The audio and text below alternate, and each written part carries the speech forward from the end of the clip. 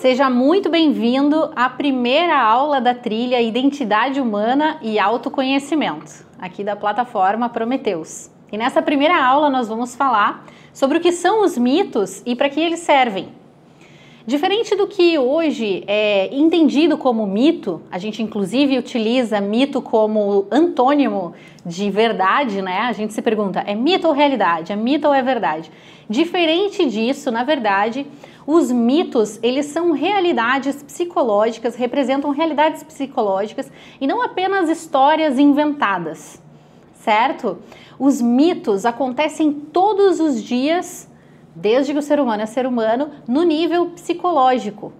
São realidades que dizem respeito à nossa natureza humana, que correspondem à nossa condição enquanto seres humanos. Compreender os mitos e falar sobre mitos é compreender sobre a própria essência humana, é falar da própria vida. Independentemente do contexto geográfico, da época histórica, o ser humano sempre teve mitos e as grandes culturas sempre desenvolveram seus mitos e passaram adiante essa tradição, principalmente de forma oral, mas também através da arte, da música e de escritos. Bem, a compreensão dos mitos, então, como eu falei, nos ajuda a entender a própria vida. O ser humano mitifica desde sempre, né? Pode parecer que hoje nós não temos mitos, porque sempre nos fazemos referências a mitos antigos. Mas a verdade é que esses mitos, eles vão só se reproduzindo e ganhando outras roupagens. Por exemplo, as histórias que mais fazem sucesso na literatura e no cinema são baseadas em verdades que foram transmitidas nos mitos de todos os tempos. A luta contra o bem e o mal, o caminho do herói, né? Tudo isso, na verdade, ainda são joias de sabedoria que carregam conhecimentos atemporais que dizem respeito à nossa essência, né? Só que, de acordo com a cultura de cada local e a época histórica, vão ganhando novas roupagens e novas embalagens, né? Os mitos antigamente tinham uma função educacional. Infelizmente, hoje já não utilizamos os mitos para isso, né? Mas antigamente, praticamente todas as culturas trabalhavam com o mito como uma forma de educação mesmo das crianças, né? Transmitir valores para as crianças e para os jovens através das histórias. Então, por exemplo, né, vamos ver o mito de Hércules, né, onde a gente vai ver que a inteligência, em várias provas que ele passa, a inteligência vale muito mais do que a força, valores desse tipo que a gente vai transmitindo e que hoje, na verdade, acabamos perdendo essa função de transmissão de valores. Mas é muito importante a gente saber que nas tradições de todos os tempos ele teve esse papel e era um papel muito fundamental. Né? Uma outra coisa interessante da gente saber a respeito dos mitos é que todos os personagens, e inclusive alguns cenários de onde as histórias acontecem, na verdade sempre dizem respeito a nós. Todos os personagens de um mito são elementos, são partes de cada um de nós. Então, sei lá, alguns mitos que a gente vai ver aqui, né? Por exemplo, o Teseu e o Minotauro. Ao mesmo tempo, eu que estou vivendo esse mito, eu sou o Teseu, mas também o Minotauro. E o labirinto também faz parte de mim, da minha vida interior, está dentro de mim, né? Tudo acontece dentro de mim. Perséfone, por exemplo, um outro mito que a gente vai ver aqui no nosso curso, né? Alguns elementos meus que dizem respeito a Deméter, sua mãe, outros que dizem respeito à própria Perséfone, ou até mesmo as condições do Hades, do inframundo, submundo, né? O mundo dos infernos, também diz respeito ao meu mundo interno e a vida que acontece lá dentro. Então é muito importante a gente entender que cada um dos personagens, sejam divinos, sejam seres humanos, sejam seres híbridos, a gente vai ver também alguns seres híbridos, né, como o centauro, que é metade homem, metade cavalo, ou o minotauro, metade homem, metade touro, né, também dizem respeito a aspectos nossos, né, sempre dizendo respeito a nós. E a forma como os mitos são contados, né, é através de símbolos. a linguagem dos mitos são os símbolos, né? Os símbolos, eles sempre guardam algo que não pode ser visto num primeiro contato, precisa ser decifrado, né? Precisa ter uma linguagem simbólica, precisa ser desvelado, é sempre algo que está encoberto, invisível e precisa ser, então, desvelado por nós. E para isso a gente precisa retomar, né? Aprender novamente as linguagens simbólicas, né? Os símbolos guardam diversos significados e trazem diversas chaves. Então, uma coisa muito importante também da gente saber nessa trajetória aqui do curso, mas também para outros estudos que você for fazer a respeito dos mitos, é entender que cada mito tem muitas chaves de interpretação.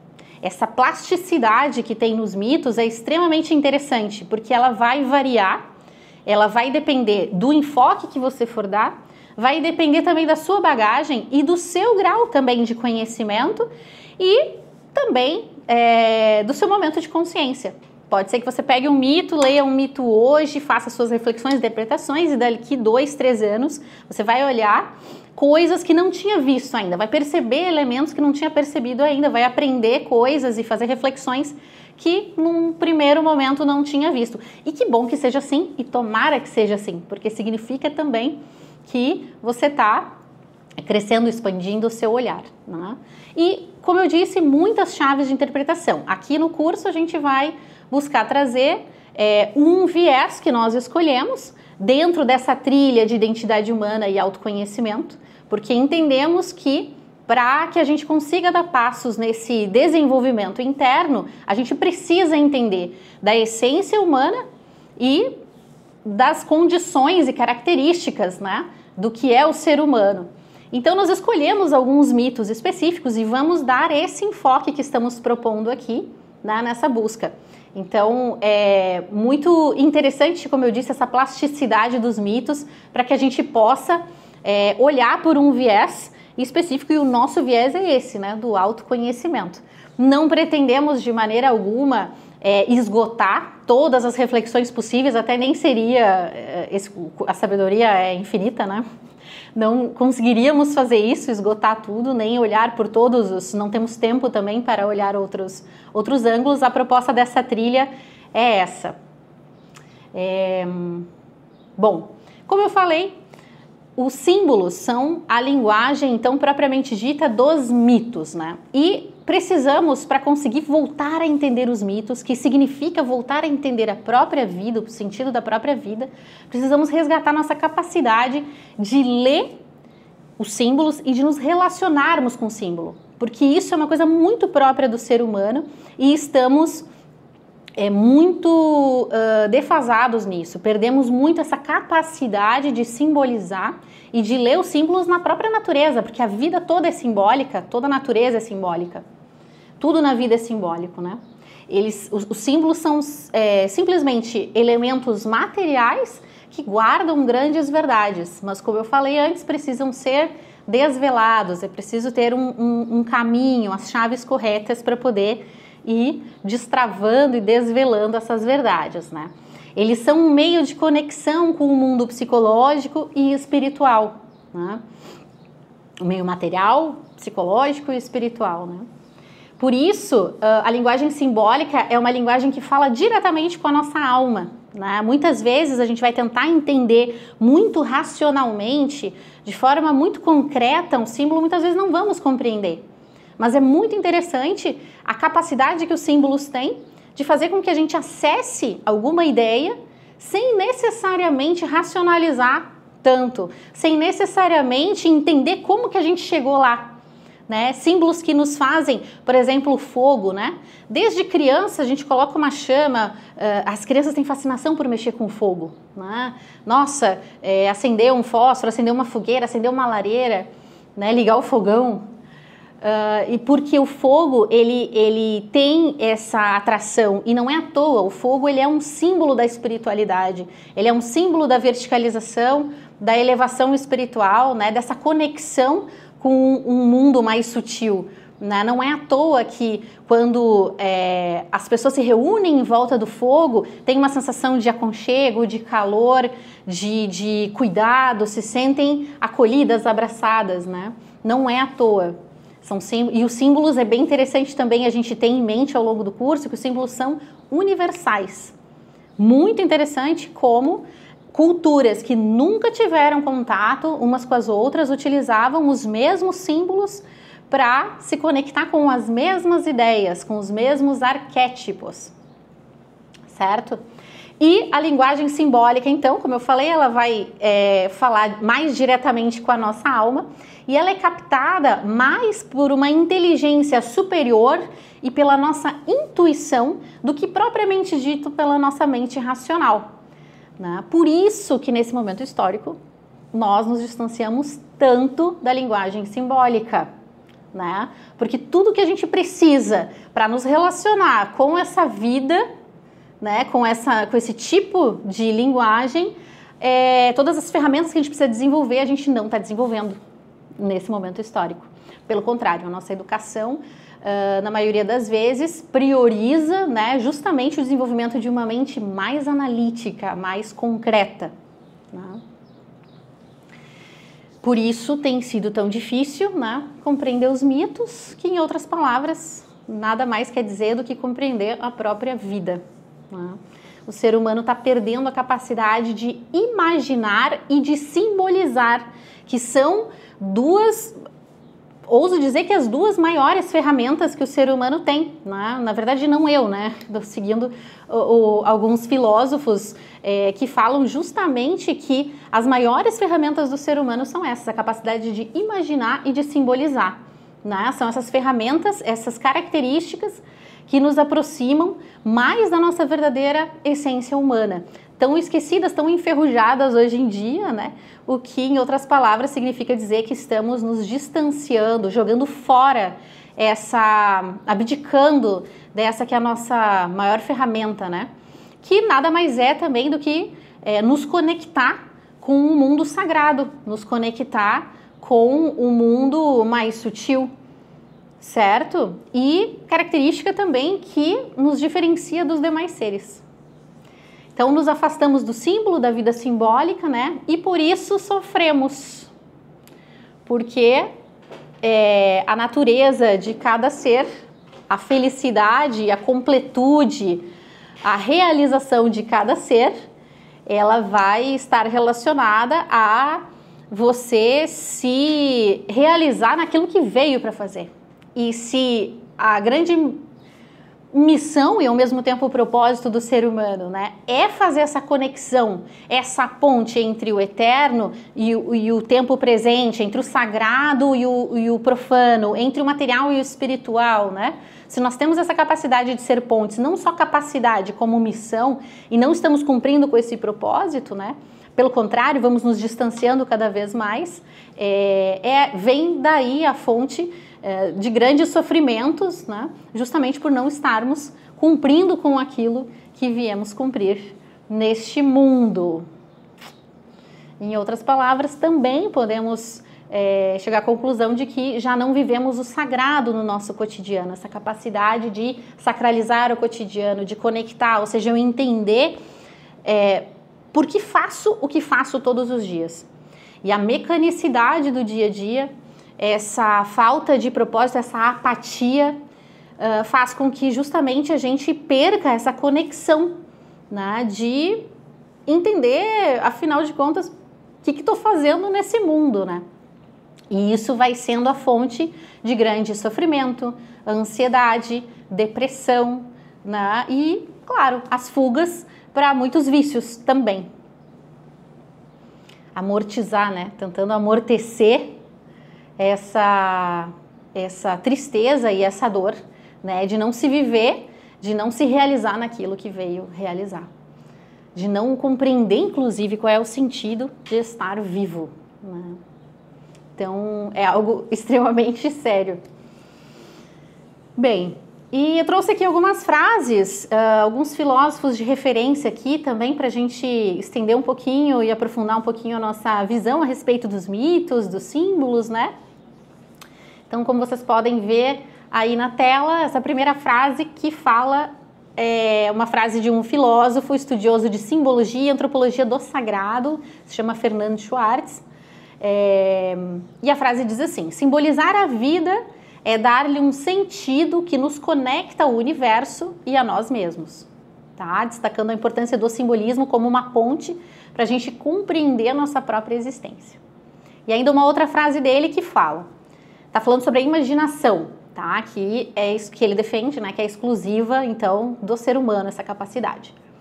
E diz assim, a imaginação: tem o poder de simbolizar e de ser mediadora, põe em relação o visível e o invisível, o que é e o que ainda não é. Quando o homem imagina e se relaciona com as leis do céu e da terra, se transforma ele próprio em um símbolo na terra. O ser humano também pode ser um símbolo na terra, um símbolo dessa ponte. E esta é a sua principal faculdade, a que o diferencia de todos os seres viventes no planeta.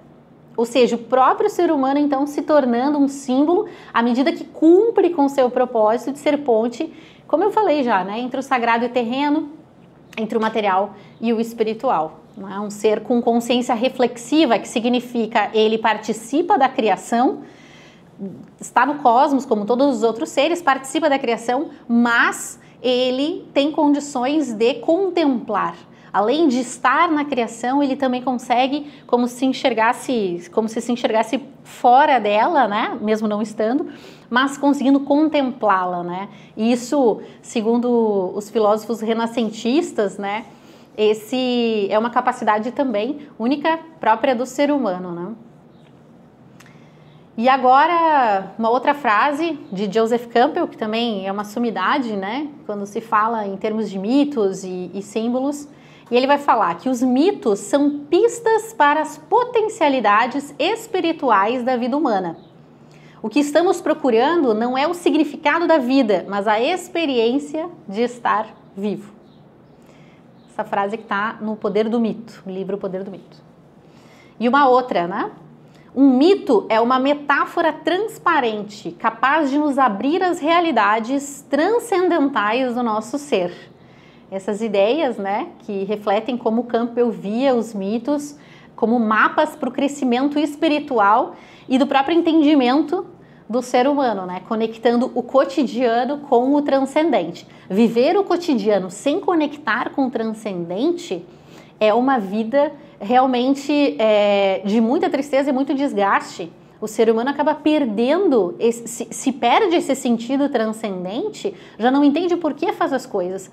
Levanta todos os dias, vai trabalhar, cuida da higiene pessoal, mas não vê muito sentido em tudo aquilo. E vai automatizando o seu dia a dia, tendo vários hábitos automáticos e chega no momento e já não sabe mais, né, por que faz tudo aquilo. Acho que todos nós, em determinado momento, já nos perguntamos, né, será que eu estou indo realmente para onde eu estou indo? Será que o que eu faço no dia a dia, a vida que eu estou construindo, o cotidiano que eu construo, reflete a vida que eu gostaria de ter, que eu acho que é justa para mim, que me faz feliz? E é muito interessante porque uma vez uma pessoa me falou uma frase que me deixou ao mesmo tempo, eu era muito jovem, né? Mas essa frase eu nunca parei de pensar nela, mas mesmo sendo jovem ela já me impactou e ao longo dos anos ela foi ganhando outros significados para mim, né? E me deixou muito triste. Uma pessoa me disse que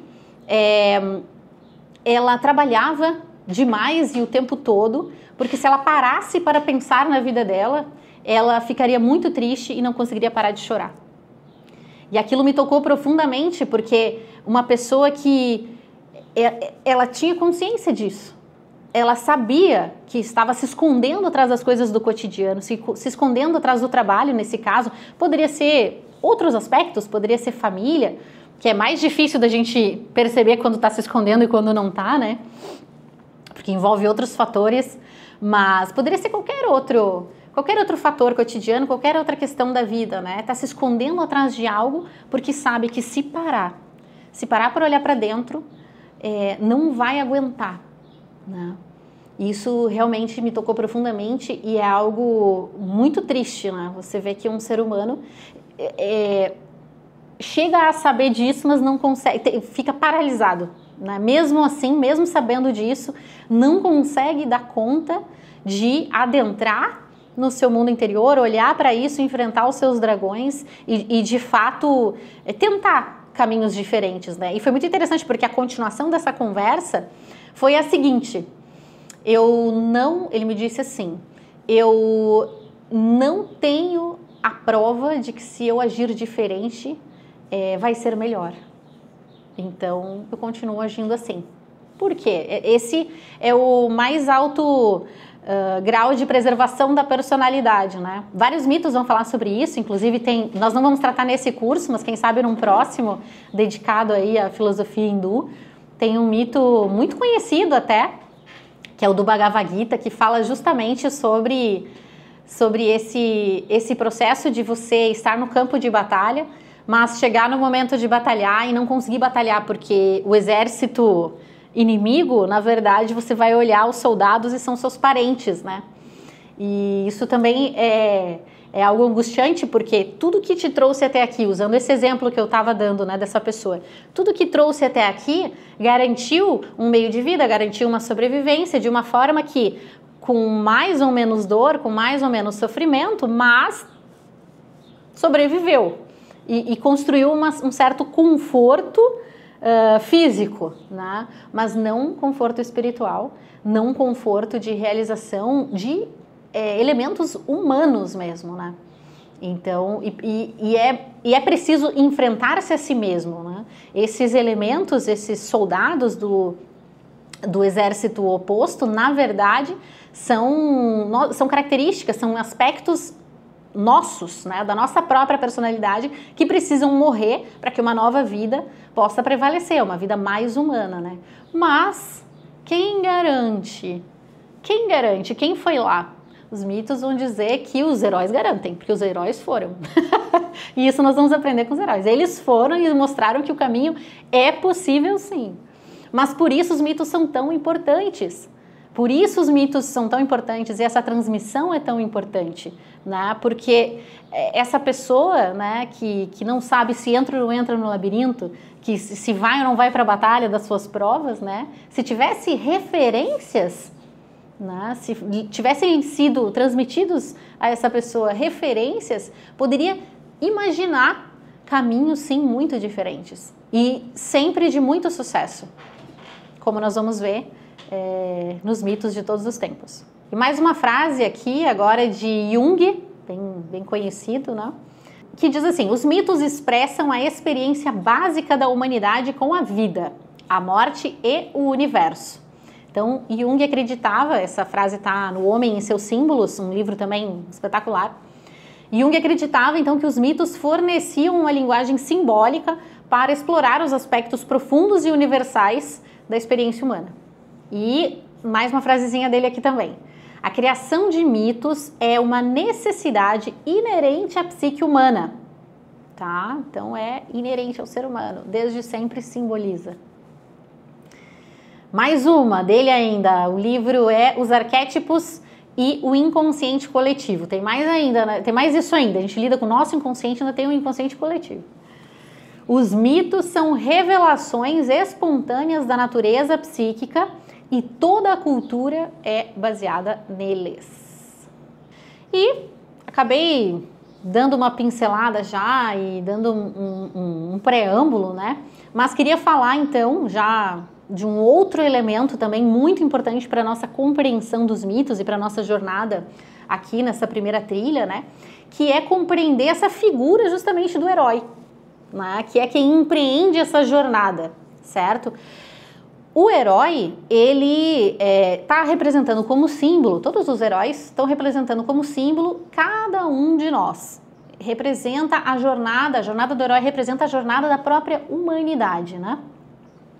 Então, é muito comum, se não todos, a maioria, os heróis são sempre filhos de seres divinos com seres mortais, né? Justamente simbolizando essa nossa condição enquanto seres humanos, né?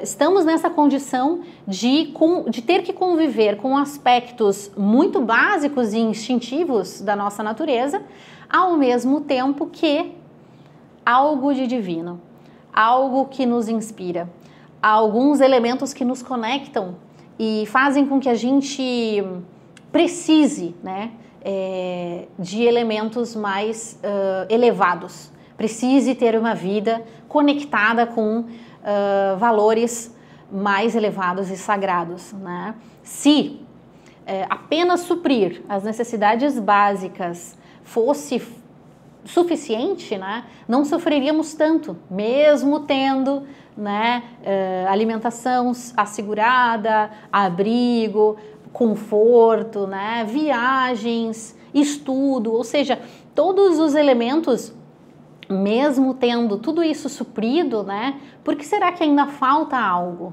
certo? Porque o ser humano, ele precisa, ele participa de uma outra natureza que faz com que ele tenha essa necessidade de buscar a sabedoria, buscar algo que lhe falta. E o que é que lhe falta, né?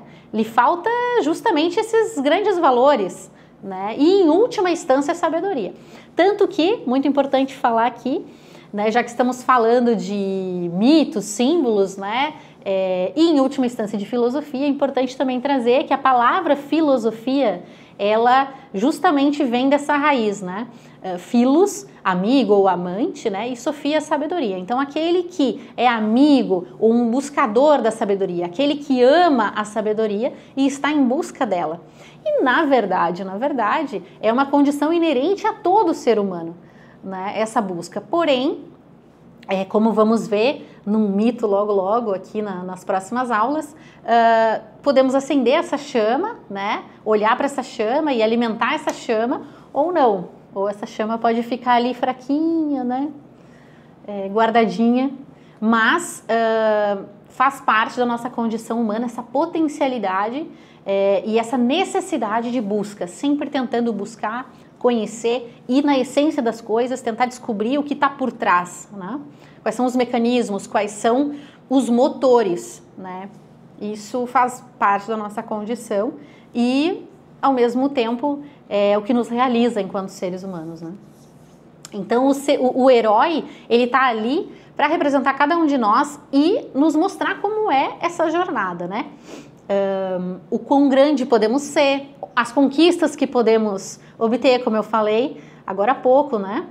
E como podemos chegar a nos assemelhar aos deuses ou, quem sabe, até ascender a essa condição, né? Ao Olimpo, né? Se estivermos falando da tradição grega, né? E por outro lado também nos relembram que nós é que precisamos batalhar, nós precisamos realizar a nossa própria jornada e enfrentar provas, ou seja, o herói ele vai nos lembrar da nossa condição, de onde podemos chegar, que é possível, porém que nós temos que trilhar e merecer essa condição. Essa condição não vai ser dada por graça ou por qualquer outra coisa que não o nosso próprio mérito. Na verdade não é nem dado, é conquistado, né? Então, para que a gente consiga conquistar essa condição, é preciso enfrentar provas. E diferente do que tem nos sido ensinado, né? Uma vida somente confortável, ela não vai nos trazer a realização e a felicidade própria de ser humano. Então, quando nós lemos ou aprendemos sobre os deuses, nós não nos identificamos com os deuses, porque de fato não somos deuses, né? Mas à medida que vamos conhecendo os heróis e as suas histórias de superação e de provas, né? Com eles sim, com eles nós nos identificamos, porque conseguimos fazer um paralelo e enxergar na nossa própria vida, certo? E da mesma forma que a gente pode enxergar essas provas na nossa própria vida, podemos também do mito e das forças e dos métodos dos heróis aprender também como podemos, na nossa própria vida, superar essas grandes provas, né? As provas, inclusive os mitos nos ensinam que as provas não estão para nos paralisar, para que a gente, para nos dificultar a vida, ou essas interpretações que fazem, né, de que os deuses estão castigando os seres humanos por algo, né? Mas na verdade eles estão colocando essas provas para que a gente consiga justamente fazer o caminho que é próprio nosso, né? Que é desenvolver virtude e se desenvolver e crescer para conseguir superar cada uma dessas provas nesses degraus que são para dentro, né? Que é uma caminhada de construção interior, que vai se refletir no exterior naturalmente, mas que fundamentalmente são batalhas internas, né? E de batalha interna, não é muito difícil a gente entender, né? Fazendo um paralelo um pouco básico, né? Mas só para ter uma base de comparação. A gente não precisa mais sair da caverna para caçar e garantir o alimento da tribo, né? A gente não precisa sair em condições super adversas, né? Mas a gente sai de casa hoje, já levanta da cama, na verdade, enfrentando batalhas internas e psicológicas muito grandes, né? Hoje, as batalhas no nível psicológico são muitas vezes muito mais violentas, né? Claro que tem pessoas que vivem em situações graves, mas falando de um homem médio na zona urbana, né? Hoje, as batalhas no nível psicológico são muito violentas e é o que tem devastado a nossa cultura, a nossa civilização pouco a pouco, né? A gente vê todos os dias aí nos noticiários alto grau, né, de doenças, novas doenças aparecendo, doenças físicas, psicológicas, né, que todas têm raiz no psicológico em última instância, né?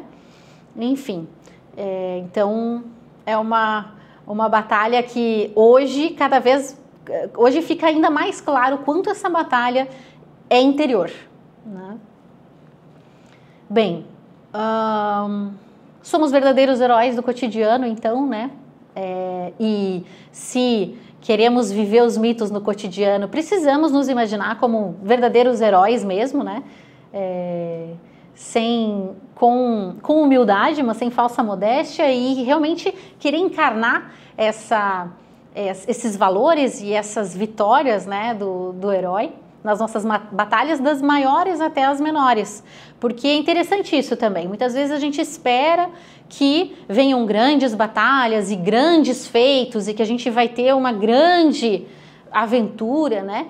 Porém, as grandes batalhas, os grandes feitos, as grandes aventuras, elas vêm de uma construção do cotidiano, do pequeno, né? Eu não estou nem vencendo a menor batalha, né, comigo mesmo, de acordar no horário que eu me proponho, de ter uma alimentação justa para o meu corpo, de ter uma vida regrada, saudável, com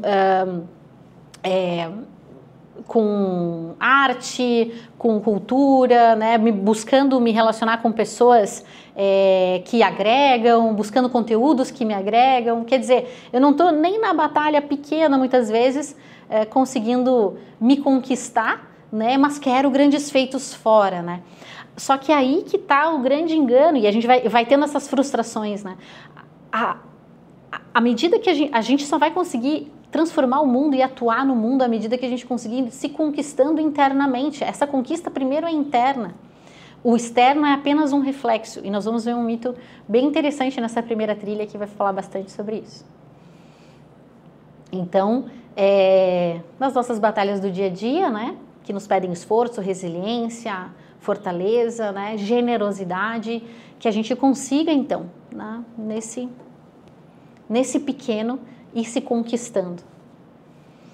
E os mitos, então, como eu disse, né, nos relembram que esse caminho não só é possível, como também nos relembram que é possível a vitória, a nossa própria força, relembram da nossa própria força, né, e que é no esforço e nas provas que nós crescemos, né, não tem outro jeito. Que somos obrigados a lançar mão das nossas forças, das maiores armas que temos, que são as nossas virtudes, os nossos valores. Virtude vem da palavra do latim virtus, que significa força. O desenvolvimento das nossas forças vai acontecendo à medida que nós aplicamos. Então, essa batalha a gente precisa empreender no mundo, né? Quanto mais nós aplicamos as virtudes nas nossas ações diárias, mais nós vamos desenvolvendo novas virtudes e fortalecendo as que nós já temos. Mas é preciso ir à prática, é preciso vencer o medo de assumir a própria vida, assumir as próprias ações e se sentir responsável, né? Isso vai gerando um senso de responsabilidade, de ao mesmo tempo um sentimento de ser dono do próprio destino e das próprias rédeas, né? Isso é muito importante, mas precisa ir para a ação, né? E quanto mais provas nós superamos, mais vamos nos conhecendo, vamos ganhando respeito por nós mesmos, vamos nos amando mais, nos apropriando de nós mesmos, né? E construindo um sentimento de vitória. O ser humano, ele precisa desse sentimento de vitória, ele nasceu para experimentar esse sentimento de vitória. Não a vitória sobre os demais, mas sobre nós mesmos. Esse sentimento que, em última instância, né, vai trazer esse sentimento de glória, né? Mas para isso é preciso antes o sacrifício. Sacrifício é uma palavra que está um tanto pesada hoje em dia, né? A gente falar de sacrifício, mas o sacrifício nada mais é do que o sacro ofício, uma ação sagrada, né? Uma ação, uma retação, como algumas tradições vão chamar, uma ação desapegada de desejo ao fruto, né? Eu faço porque eu sei que é o correto, é o que é o melhor para o todo, muitas vezes em detrimento do que é o melhor para mim, né? Que não tem interesse, que age realmente por entender que aquilo é o melhor a ser feito, não necessariamente porque vou receber reconhecimento, né? Então, essa ação sagrada, essa ação, é preciso que a gente haja dessa forma reta, né? E o sacrifício também no sentido de você sacrificar algumas coisas que precisam morrer mesmo, certo? Sacrificar tendências, sombras, desejos, né? E tudo que nos aprisiona. Realmente estar disposto a perder, que na verdade não é uma perda, né? Mas a primeira sensação é como se a gente estivesse perdendo, perder aquilo que é agradável do ponto de vista da personalidade, mas que não é o que está nos levando à vida que a gente determinou que é a vida que a gente quer ter, certo? Partindo do princípio que quero uma vida justa, né? Uma vida digna para mim, enquanto condição de ser humano, né? É eu justamente conseguir alinhar, estar coerente, né? Que todas as minhas ações cotidianas estejam coerentes com o caminho e o objetivo que eu estou querendo alcançar, né? E para isso algumas coisas vão ter que morrer no caminho, coisas que nos distraem, né? Ou nos aprisionam, ou nos paralisam, certo? Bem, como eu falei, né, já estamos caminhando para o fim dessa aula, para a gente entrar e mergulhar propriamente nos mitos, né? Então, queria só trazer, né, novamente que os símbolos são universais, relembrar isso, né, sobre todas as culturas, como eu disse, culturas que às vezes nem tiveram contato umas com as outras, mas que simbolizaram e encontraram a conexão com ideias através de símbolos iguais. É incrível perceber isso, como realmente existe uma conexão coletiva em relação a isso, né? É universal. E todas as culturas, portanto, nos ensinam à sua maneira, com as adaptações contemporâneas, sobre esses aspectos humanos, né? Sobre as mesmas dores, os mesmos desafios, as mesmas aspirações. Porque, enquanto seres humanos, por mais que tenhamos vivido em outras épocas ou em outros contextos históricos geográficos, né? As nossas dúvidas, inquietações são sempre as mesmas, né, no que diz respeito ao ser humano mesmo, né? E trazem respostas muito parecidas, né, quando não idênticas, a respeito do sentido da vida e do nosso propósito. Então, ao longo das nossas trilhas, a ideia é que a gente explore diferentes culturas, né, mitos e símbolos de diferentes culturas, fazendo relações, né, com o cotidiano, aprendendo com cada um deles, né, sobre a nossa própria natureza. E nessa primeira trilha, a gente escolheu se debruçar mais, então, sobre a cultura grega, né, greco-romana. Vamos fazer algumas relações ali, mas principalmente grega, né? Essa trilha que estamos chamando de identidade humana e autoconhecimento, né? Então, para darmos início a essa caminhada de reconhecimento de nós próprios, da nossa essência, da nossa identidade, né? A gente vai lançar mão desses mitos, porque como é que nós vamos navegar no mundo, né, sem saber a nossa origem, de onde a gente veio, para onde a gente vai, né? Quais as nossas potencialidades e debilidades enquanto seres humanos também, do que está constituída a nossa psique, que vai ser as ferramentas que a gente vai ter para lidar com tudo isso, né? E, em última instância, o que viemos fazer nesse mundo, né? Então, todas essas perguntas filosóficas que homens e mulheres de todos os tempos se fizeram, nós vamos, através dos mitos, né, e compondo um mosaico aí para tentar chegar em algumas respostas que façam sentido no cotidiano e que possam ser levadas, suas reflexões possam ser levadas, então, como ferramentas práticas para o cotidiano. Nessa primeira trilha, então, a gente preparou uma jornada bem especial. Vai aparecer aí na tela para vocês o nosso conteúdo dessa primeira trilha. Então, essa aula que a gente acabou de ter, que estamos aqui no final, né, que se chama O que são os mitos e para que servem. Depois nós vamos entrar, vamos falar sobre o mito de Glauco, muito interessante para conhecer sobre a nossa natureza.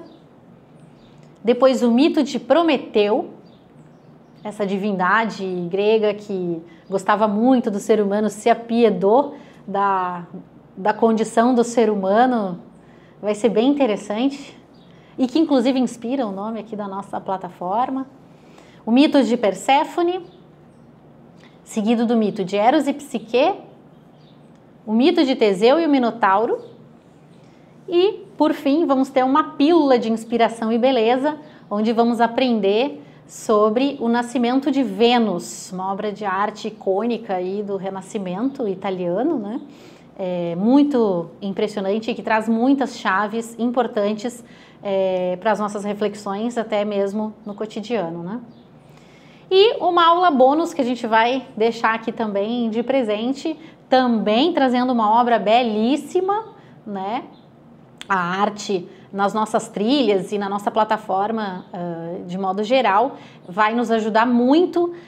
Vamos lançar mão de obras de arte, usar muito a arte como uma forma de inspiração e também como símbolo para essa conexão dessas ideias que estamos tentando transmitir, né?